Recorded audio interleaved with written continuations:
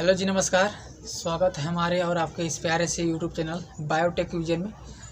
तो आज हम पढ़ेंगे आवृतबीजी पौधों में क्या पीढ़ी एकांतरण है, यानी आवृतबीजी पौधों में पीढ़ी एकांतरण। हमारा पुष्पी पौधों में लैंगिक जनन, यानी जो हमारा अध्याय सेकंड चल रहा था कक्षा 12वीं की, हमने पिछले लेक्चर में पढ़ा था पुष्प की संरचना। हमारी पृथ्वी पर पुष्प किस तरह से होते हैं और पुष्प की कितनी संरचनाएं होती हैं, कितने भाग होते हैं, हमने उनके बारे में बढ़िया से या अच्छे से अध्ययन किया था। तो आज हम पढ़ेंगे पीढ़ी एकांतरण, यानी आवृतबीजी पौधों में पीढ़ी एकांतरण। यानी आवृतबीजी पौधे का मतलब इस पृथ्वी पर जितने भी जो पौधे हैं उन पौधों से अगर पुष्प की उत्पत्ति हो रही है तो हम समझ जाएंगे क्या वो आवृतबीजी पौधा है, यानी एंजियोस्पर्म। हमने बताया था कि इस पृथ्वी पर 5 प्रकार के पौधे पाए जाते हैं। कौन कौन से, यानी वनस्पति पाए जाते हैं। एक हमारा होता है क्या, थाइलोफाइटा यानी शैवाल, ब्रायोफाइटा, टेरिडोफाइटा, जिम्नोस्पर्म और एंजियोस्पर्म। तो आज हम इसके बारे में ना पढ़ करके हमने इसके बारे में तो चर्चा कर ली थी लेक्चर के पिछले लेक्चर 1 में। आज हम देखेंगे कि लेक्चर 2 यानी भाग 2 में हम पढ़ेंगे पीढ़ी एकांतरण, यानी किस तरह से पौधों में एक पीढ़ी के बाद दूसरा पीढ़ी कैसे आता है, यानी जीवन की एक संरचना के बाद दूसरी संरचना का आना क्या कहलाता है, पीढ़ी एकांतरण। ठीक है, तो हम देखेंगे भाग 2 में पुष्पी पौधों में लैंगिक जनन। ठीक है, इसमें देखेंगे हम आवृतबीजी पौधों में पीढ़ी एकांतरण। ठीक है, क्या आवृतबीजी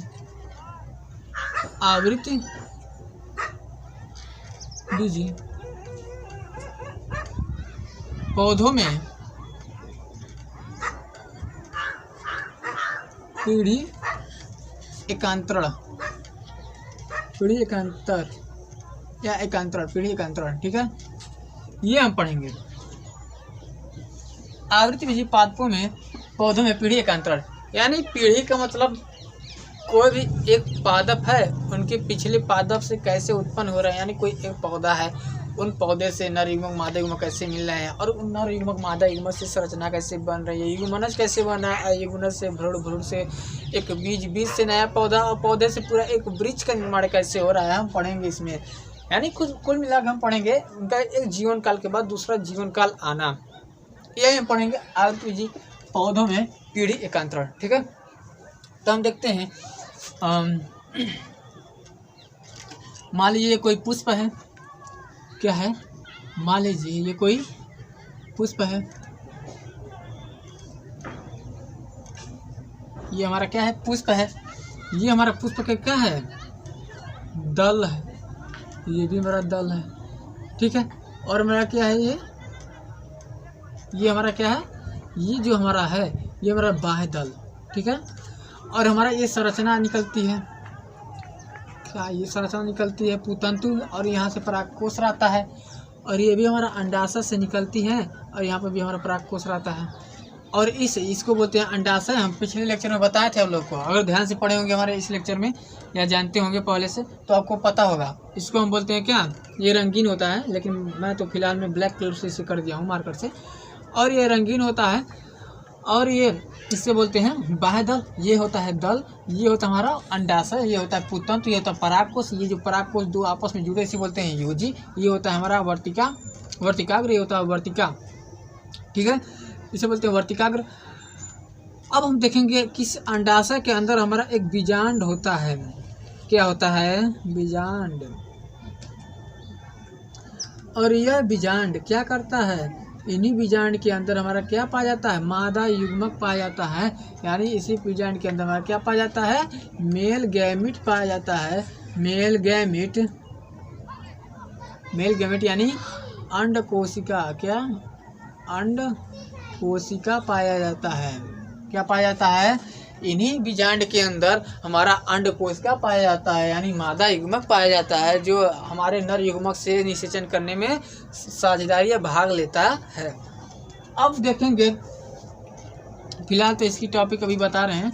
अब हम इसमें देखेंगे कि अगर हम देखेंगे कि नर युग्मक और मादा युग्मक कहाँ पाया जा रहा है, नर युग्मक में कौन सा विभाजन हो रहा है, यानी परागकोश में किसमें पाया जा रहा है नर युग्मक, और उन नर युग्मक में जहाँ पर पाया जा रहा है उन नर युग्मक में कौन सा विभाजन हो रहा है, मियोसिस हो रहा है कि माइटोसिस हो रहा है, और संरचना जो बन रही है वो अगुणित है कि द्विगुणित है, और उनसे क्या संरचनाएं निकल रही हैं, क्या बन रही हैं, इनके बारे में हम देखेंगे। क्या आवृतबीजी पौधे में पीढ़ी एकांतरण का मतलब यही है।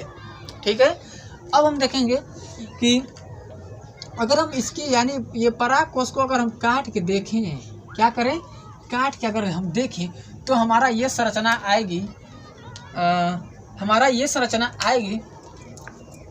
कि हम परागकोश को ऐसे काट दिए।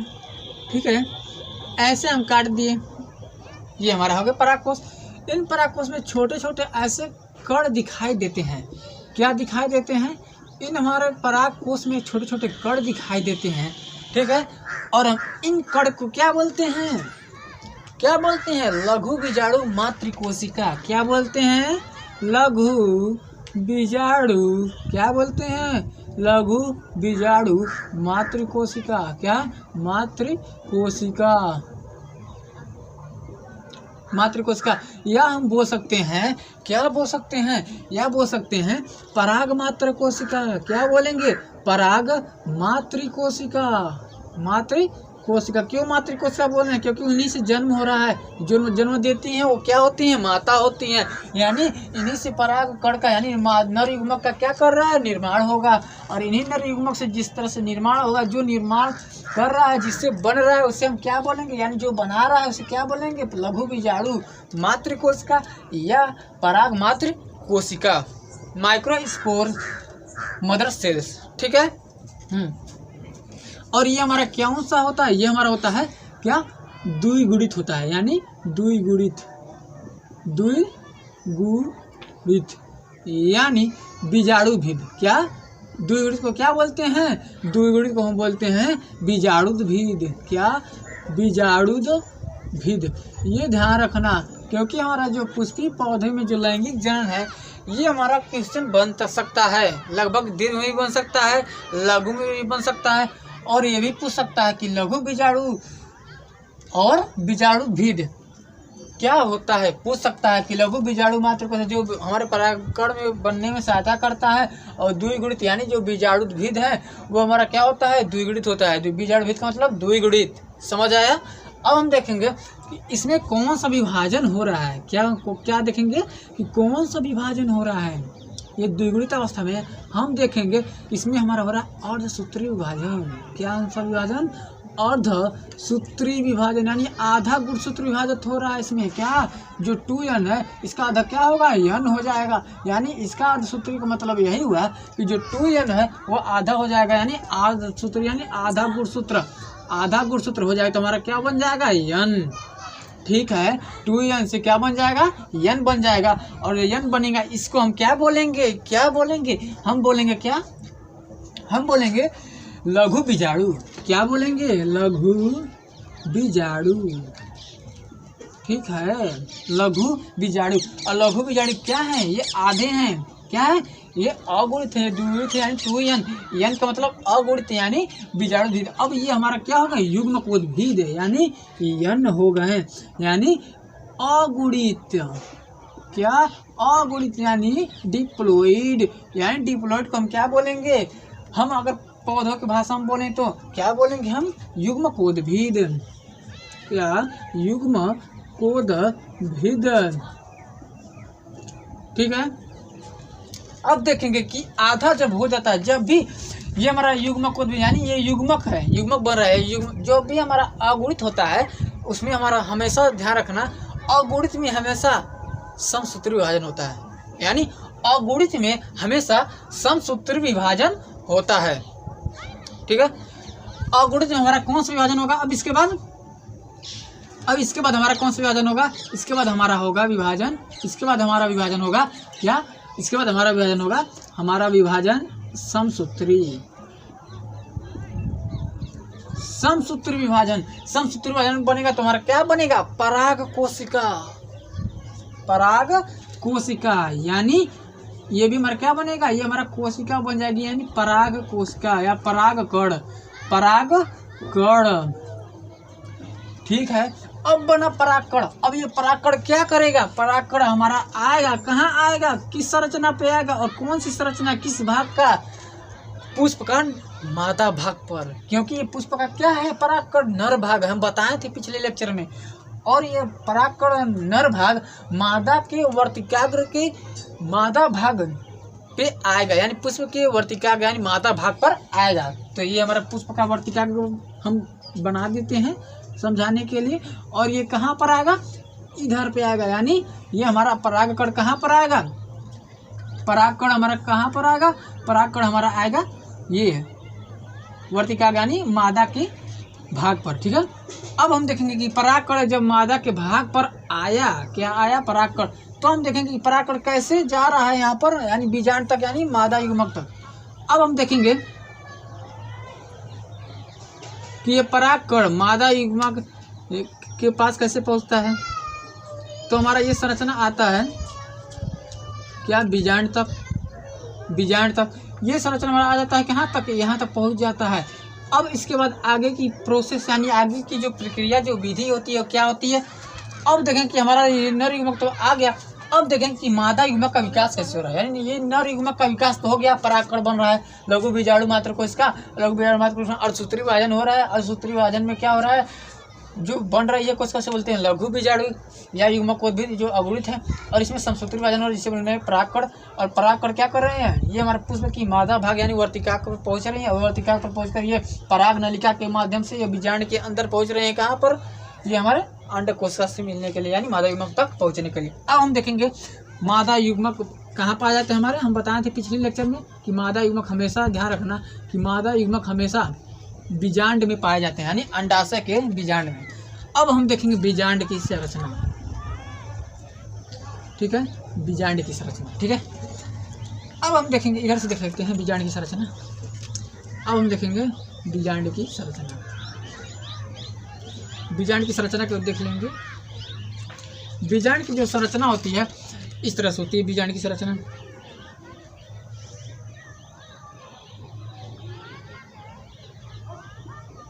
ये हमारा होता है बीजांड। और ये बीजांड में जो हमारा गुणसूत्र जो होती है, ये हमारा क्या होती है? 2n होती है, यानी जो गुणसूत्र होती है इसे हम बोलते हैं, क्या बोलते हैं? इसमें बीजांड के अंदर जो कोशिका होती है इसे बोलते हैं हम दीर्घ बीजाणु मातृ कोशिका। दीर्घ बीजाणु मातृ कोशिका, दीर्घ बीजाणु मातृ कोशिका, ठीक है। अब ये दीर्घ बीजाणु मातृ कोशिका, यानी अब इसमें क्या होगा? हमारा अर्धसूत्री विभाजन होगा, क्योंकि जो 2n होता है ये हमारा क्या है? ये हमारा बीजाणुभिद है, यानी 2n द्विगुणित है। अब ये जो द्विगुणित होता है इसमें क्या होता है? अर्धसूत्री विभाजन होता है, अर्धसूत्री विभाजन, ठीक है। अब ये अर्धसूत्री विभाजन होगा तो हमारा क्या बनेगा? अर्धसूत्री विभाजन होगा तो अर्धसूत्री विभाजन होगा तो हमारे ये क्या बनेगा?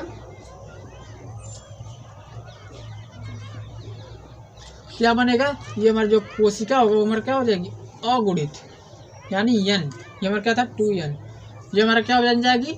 ये हमारा बन जाएगी क्या? दीर्घ बीजाणु। यहाँ पर आएगा दीर्घ बीजाणु। अब यहाँ सिर्फ आएगा दीर्घ बीजाणु।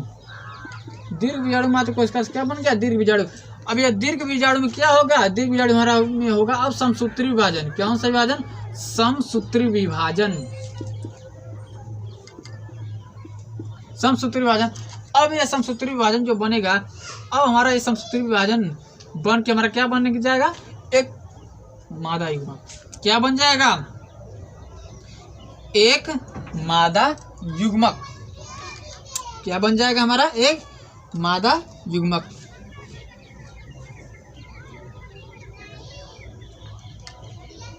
समसूत्री विभाजन में क्या बन जाएगा? एक हमारा मादा युग्मक। ये हमारा बन जाएगा क्या? ये हमारा बन जाएगा मादा युग्मक। क्या बन जाएगा? अंड कोशिका। अंड कोशिका, ठीक है। अब ये अंड कोशिका क्या करेंगे? हमारे ये संरचना से, यानी ये अब हमारे अंडकोश का क्या करेंगी, ये हमारे अंडकोश का मादा युग्मक से मिल जाएंगे। क्या करेंगी, अंडकोश का नर युग्मक से मिल जाएंगे, सॉरी नर युग्मक से क्या करेंगी, नर युग्मक से मिल जाएंगी। अब ये नर युग्मक से मिलने के बाद क्या प्रोसेस होगा,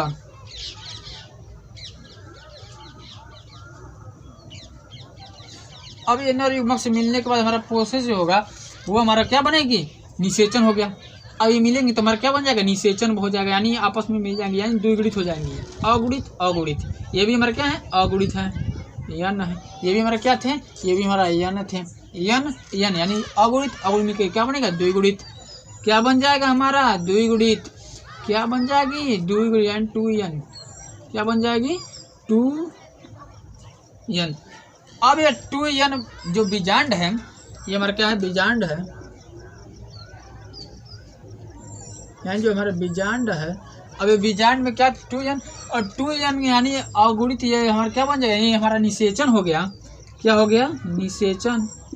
निषेचन के पश्चात क्या बनता है, युग्मनज, युग्मनज, युग्मनज यानी जाइगोट। अब ये जाइगोट क्या करेगा, जाइगोट आगे विकसित होकर वृद्ध होकर क्या बन जाएगा, हमारा बन जाएगा भ्रूण।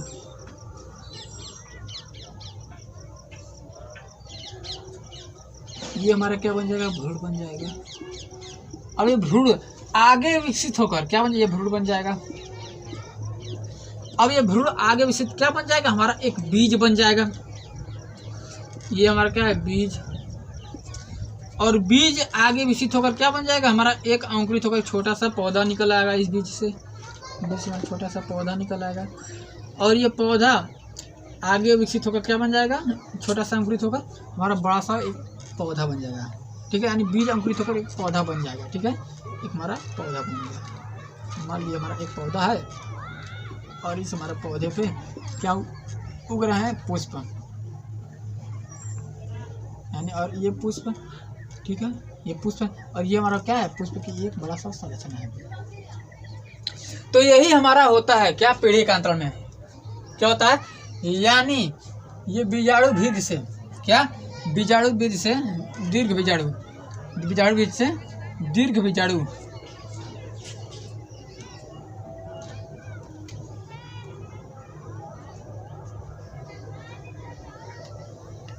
ये हमारा, यानी कि ये हमारा क्या है, ये हमारा है बीजाणु भेद।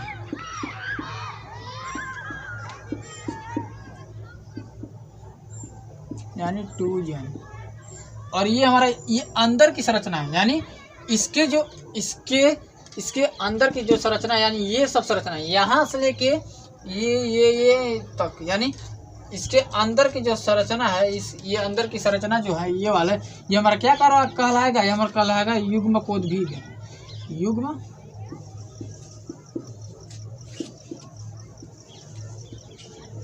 युग्मकोद्भिद, अयुग्मकोद्भिद हमारा अगुणित होता है।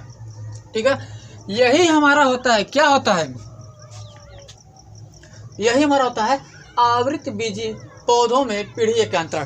पीढ़ी एकांतरण का मतलब एक अवस्था के बाद दूसरी अवस्था का आना। ठीक है, यानी आवृत बीजी पौधे की जो हमारा समस्त कोशिकाएं क्या हैं, पराग कोश, बीजांड, पराग मात्र कोशिका, पुतंतु, ये हमारा मतलब आवृत बीजी पौधे का समस्त कोशिका क्या है, हमारा बीजाणुद्भिद है, यानी द्विगुणित है। और हम द्विगुणित अवस्था को क्या बोलते हैं, बीजाणुद्भिद अवस्था। ठीक है, ये हमारा एग्जाम में प्रश्न पूछता है, और ये हमारा पुष्पी पौधों में लैंगिक जनन जो हमारा कक्षा 12वीं की है, ये सबसे मोस्ट इम्पोर्टेंट है हमारे एग्ज़ाम के लिए। बोर्ड्स एग्ज़ाम हो या अदर कोई भी एग्ज़ाम हो, उनके लिए बहुत इंपॉर्टेंट होता है। और ये तो पूछता ही पूछता है, नहीं पूछेगा तो कंपटीशन के एग्जाम में MCQ में पूछे जाएगा, बहुविकल्पी में पूछ लेगा, जरूर पूछेगा। ठीक है, और हम बोलेंगे कि पुष्प में अगुणित संरचना को क्या बोलते हैं, यानी आवृत बीजी पौधों में अगुणित संरचना को क्या बोलते हैं, युग्मकोद्भिद। तो द्विगुणित संरचना को क्या बोलते हैं, बीजाणुद्भिद। और हमारा पृथ्वी पर पौधों की जो आवृतबीजी पौधे हैं उन पौधे की समस्त कोशिकाएं यानी उन पौधों में जितनी भी कोशिकाएं पाए जा रहे हैं, चाहे पत्ती हो, चाहे पुष्प हो, चाहे जड़ हो, चाहे तना हो, चाहे परागकण हो, चाहे अंड कोशिका, यानी कोई भी A to से Z तक वो हमारा क्या है, पूरे बीजाणुविद। यानी क्या है बीजाणुविद, मतलब द्विगुणित है। समझ आया? यानी आवृतबीजी पौधा अर्थात जिसमें पुष्प उत्पन्न होता है, उन पुष्प में सबसे अत्यधिक विकसित कौन होता है, बीजाणुविद अवस्था, और अल्प विकसित कौन सा होता है, युग्मकोद्भिद अवस्था। अब इस बीजाणुविद अवस्था में क्या होता है, हमारा विभाजन होता है। परागकोश में देखेंगे तो लघु बीजाणु मात्र कोश का हमारा विभाजन हो रहा है, अर्धसूत्री विभाजन। और हमारा अर्धसूत्री विभाजन में जब हो रहा है तो हम उसे बोलेंगे लघु बीजाणु। और वो लघु बीजाणु हमारा अगुणित यानी युग्मकोद्भिद है। अब लघु बीजाणु में हमारा समसूत्री विभाजन होगा, जिससे बनेगा हमारा परागकण भी हमारा अगुणित है। परागकण क्या करेगा, हमारा नर के परागकण जो नर युग्मक है वो हमारे मादा युग्मक यानी वर्तिकाग्र पर पहुंचेगा, और वर्तिकाग्र से पराग नलिका के माध्यम से हमारा क्या पहुंच जाएगा, बीजांड तक। और हम बीजांड में देखें तो यानी बीजांड भी हमारा क्या है, द्विगुणित अवस्था है। अब बीजांड में देखेंगे तो हम बीजांड में हमारी जो छोटा सी कोशिका होती है, बीजांड में जो हमारा छोटी सी कोशिका उसे बोलते हैं दीर्घ बीजाणु मात्र कोशिका। दीर्घ बीजाणु मात्र कोशिका हमारा क्या है, ये हमारा बीजाणुविद है यानी द्विगुणित है। अब दीर्घ बीजाणु मात्र कोशिका में हमारा अर्धसूत्री विभाजन हो रहा है, जिसके पश्चात बन रहा है हमारा क्या, दीर्घ बीजाणु। दीर्घ बीजाणु क्या है हमारा, ये हमारा दीर्घ बीजाणु यम है यानी अगुणित है। अब ये दीर्घ बीजाणु में हमारा समसूत्री विभाजन होगा, जिससे बनेगा अंड कोशिका। अंड कोशिका भी हमारा क्या है, अगुणित है। अब ये अंड कोशिका हमारा जो बीजांड में रहेगी, ये हमारा अंड कोशिका बीजांड में रहेंगी, और बीजांड में हमारा नर युग्मक आ रहा है और आपस में फ्यूज कर रहा है। फ्यूज से बन रहा है निषेचन। फ्यूज से क्या बन रहा है, निषेचन। और निषेचन से क्या हमारा हो रहा है, निषेचन से हमारा हो रहा है क्या, आपस में कोशिका मिल रही है, और निषेचन से हमारा बन रहा है भ्रूण, और भ्रूण से बन रहा है बीज यानी सीड से बन रहा है हमारा एक छोटा सा पौधा अंकुरित हो रहा है। और ये पौधा पूरी विकसित होकर हमारा क्या बन रहा है, एक पौधा अच्छी तरीके से, और इस पौधे का हमारा पुष्प आ जा रहा है। और इसी पुष्प के बारे में बताया जाए, यानी जो सबसे अल्प विकसित है हमारा बीजाणुविद है, और सबसे कम विकसित हमारा युग्मकोद्भिद है। अब इस युग्मकोद्भिद अवस्था में हमारा जो युग्मक होता है वो अगुणित होता है। क्यों अगुणित होता है, क्योंकि हमारा जो पूर्ण कोशिकाएं होती हैं उनसे जो भी युग्मक बनती हैं उन पूरे युग्मक से आधी हो जाती हैं, यानी उन पूरे युग्मक से पूरी आधी हो जाती हैं। अगर हमारा 5 है तो हमारा 2.5 हो जाएगा, अगर 6 है तो 3 हो जाएगा, यानी उसमें अर्धसूत्री विभाजन हो रहा है। जब भी युग्मनज बनता है तो युग्मक से मिलकर ही बनता है, और युग्मक बनता है तो हमारे पूर्ण शरीर से ही क्या होता है, मियोसिस यानी अर्धसूत्री विभाजन के द्वारा आधी कोशिकाएं बन जाती हैं। और ये हमारे आधी कोशिकाएं आपस में नर युग्मक मादा युग्मक आपस में फ्यूज कर लेते हैं, और फ्यूज करके बनाते हैं युग्मनज जाइगोट, जिसे बोलते हैं निषेचन। आपस में फ्यूज करते हैं, और फ्यूज करने के पश्चात बनता है भ्रूण। भ्रूण से बनता है बीज, और बीज से बनता है हमारी ये कोशिका, यानी एक छोटा सा पौधा अंकुरित होता है। और ये पौधा पूरी विकसित होकर हमारा एक अच्छे तरीके से परिपक्व पौधा बन जाता है। और इस परिपक्व पौधे में क्या बनता है, हमारा बन जाता है हमारा ये पुष्प। यही होता है आवृतबीजी पौधे में पीढ़ी एकांतरण। समझ में आया? और यह पीढ़ी एकांतरण विशेष प्रकार की संरचनाओं में बनता है, जिसे हम बोलते हैं पुष्प। और आवृतबीजी पौधे का मुख्य क्या, आवृतबीजी पौधे का मुख्य पुष्प जो होता है वो हमारा क्या होता है, आवृतबीजी पौधे का मुख्य पुष्प जो होता है वो क्या होता है, उसमें आवृतबीजी पौधों में पीढ़ी एकांतरण पाया जाता है। यानी हम बोल सकते हैं कि आवृतबीजी पौधे का मुख्य भाग पुष्प ही होता है, यानी पुष्प के अंदर ये सब पीढ़ी एकांतरण होता रहता है। यानी एक अवस्था के बाद, यानी बीजाणुविद अवस्था के बाद दूसरी अवस्था यानी युग्मकोद्भिद अवस्था आना। क्या, एक अवस्था के बाद हमारा क्या आना, दूसरी अवस्था आना, और दूसरी अवस्था के बाद हमारा पहला अवस्था यानी बीजाणुविद से युग्मकोद्भिद, और युग्मकोद्भिद से बीजाणुविद। यही दोनों अवस्थाओं का आना हमारा क्या कहलाता है, पीढ़ी एकांतरण। समझ में आया ये टॉपिक? ठीक है, तो ये अगर इस टॉपिक आपको पसंद आया या समझ में आया है, या आपसे कुछ इनसे कुछ मिला है तो हमारे वीडियो को लाइक, चैनल को सब्सक्राइब करना ना भूलें। मिलते हैं नेक्स्ट वीडियो में, तब तक के लिए धन्यवाद।